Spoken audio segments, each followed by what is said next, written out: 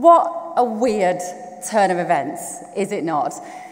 Do you know, when I was coming here tonight, I was thinking, what's the vibe going to be now? The country's not in a very happy place. What's the mood going to be here? We've all got here 4 years after the craziness of lockdowns.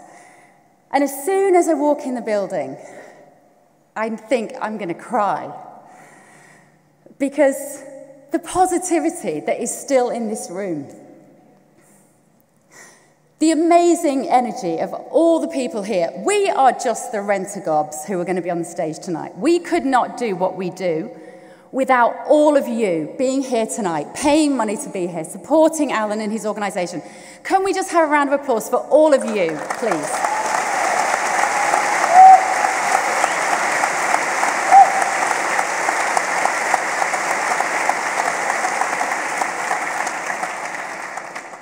So, it's easy to forget, isn't it, that we were the selfish ones.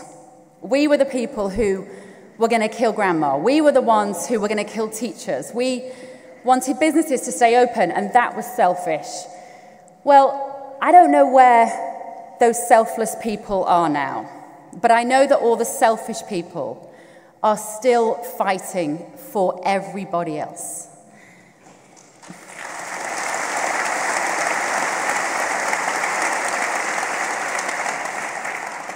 It's sort of ironic, actually, that I would say that we are all united by a belief in the individual, in the individual and the freedom of the individual, and yet what we do is we fight for the collective because we fight for every single individual.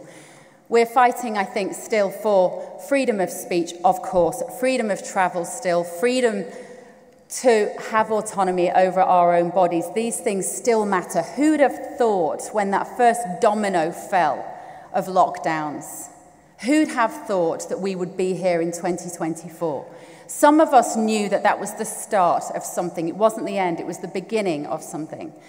And thank God for people like Alan Miller, who have kept the momentum going, who are doing things.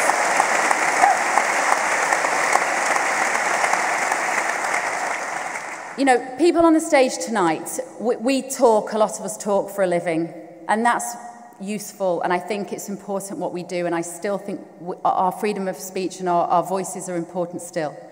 But the work that people like Alan and the grassroots movements are doing to galvanise ordinary people, to communicate with MPs, to lobby, I mean, it's easy to forget, looking at those headlines, it's easy to forget what amazing work the Together gang have been doing in the last 4 years, and I just think you're all amazing. There are too many brilliant people here tonight, and I'm going to be really brief because there are so many more people more interesting than me that you're going to hear from tonight.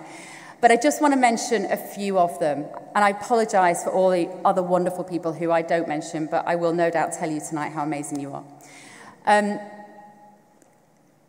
Dan Wootton.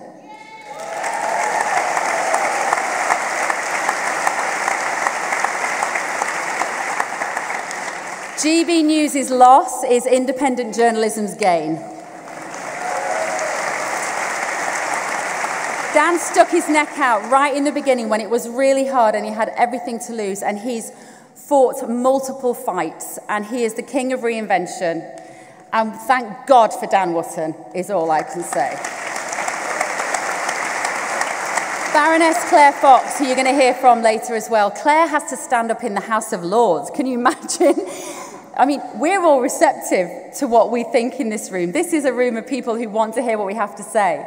Claire has to stand up in a room of idiots who don't know what's the right thing, and she does it beautifully. Thank you, Claire.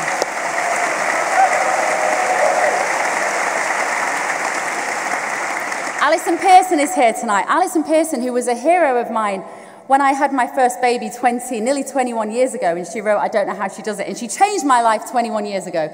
And who'd have thought that she would still be such a powerful wordsmith in 2024 and standing up for everything that is important. And thank you, Alison, for everything that you do through the newspaper. It's amazing. You're going to hear from Ben Habib as well tonight, of course. Now, Ben is not only GB News' Housewives' favourite, he is so articulate, and Ben, manages to beautifully articulate complicated, nuanced social, political and cultural problems in a way that is so important. We love you, Ben. Please carry on doing what you're doing. You are such an asset to the political landscape in this country. Catherine Birbalsingh is here tonight, and honestly, if it was just me and Catherine Birbalsingh, I would sit here for 2 hours listening to her talk. She is remarkable. Why? Because she puts children first. Through the very definition of tough love, everything she does is about putting children first, and that's been a big driver for me in the last 4 years.